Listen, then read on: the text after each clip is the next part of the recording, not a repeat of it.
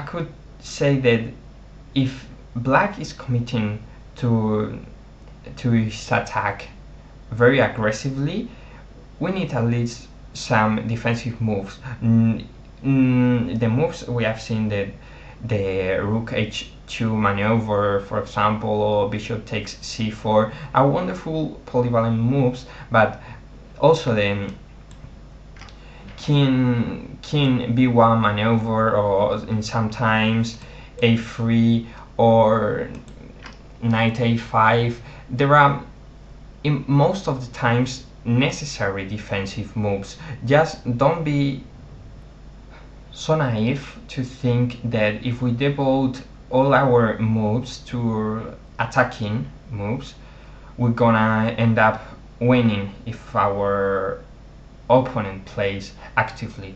That is what most of the Najdorf players do anyway.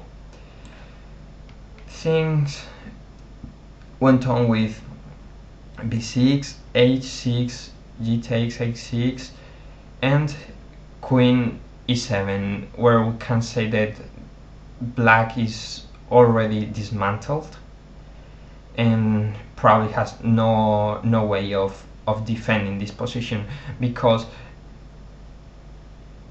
Mitjans has made very little defensive moves, but they have been very useful. And the key of having a good defense, of course, is not devoting all our maneuvers or all our moves to the defense, but of having a balance where we can still keep the initiative but be in a safe mood along most of the games. Some threats can be ignored. For example, when our opponent is doing a bad pawn storming, is blocking its own files and diagonals, and some other threats cannot be ignored. For example, the matching threat that black tends to have in c2 in most of these lines can't be ignored, of course, by white. Let me just scroll up till the end. I think the frames per second will deal with this speed. And well, that's it. Of course, it's not a crushing middle game victory, but this is of course enough, leaving black with 3 pawns, and especially this pawn structure, unable to set up any fortress or any defense to get a full point. So if we go back to the h4 where we were when we began looking at this game, basically the moves I recommend you to do if you want to make a good pawn storm is h4, h5, g5, because that's the best way of pawn storming.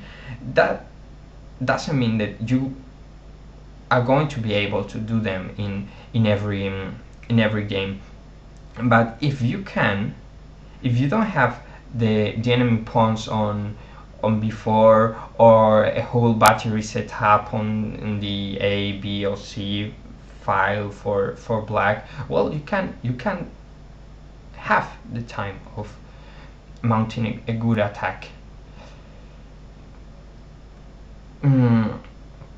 That's very useful to know that when the b4 push comes and black is counting somehow with this diagonal to attack, for example, an exchange to double pawns and have one file to get into.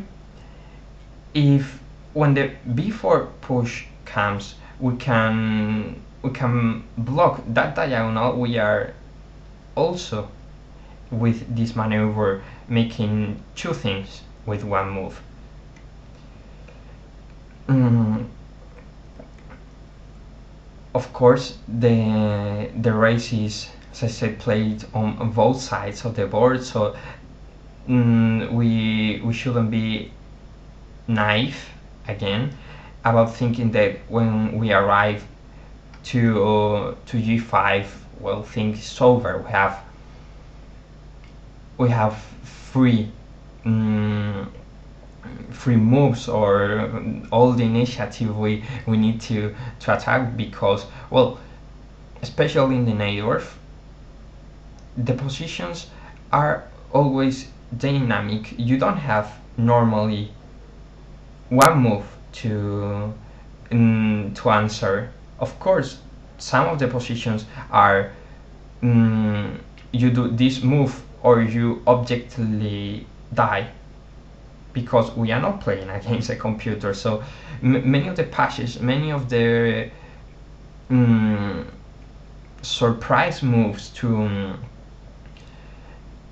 tangle our opponent can work, if we know the line better than our opponent, because in I've many positions on where the engine said that I was losing or I was winning, but the position was at the moment of the game very tense, very entertaining. So just don't stick to one plan or one line and try to get just the whole point out of it without counting with your opponent's maneuvers, because the before push when we make G5 or A4 in this case, there are should always be expected in some way for the experienced Najdorf player.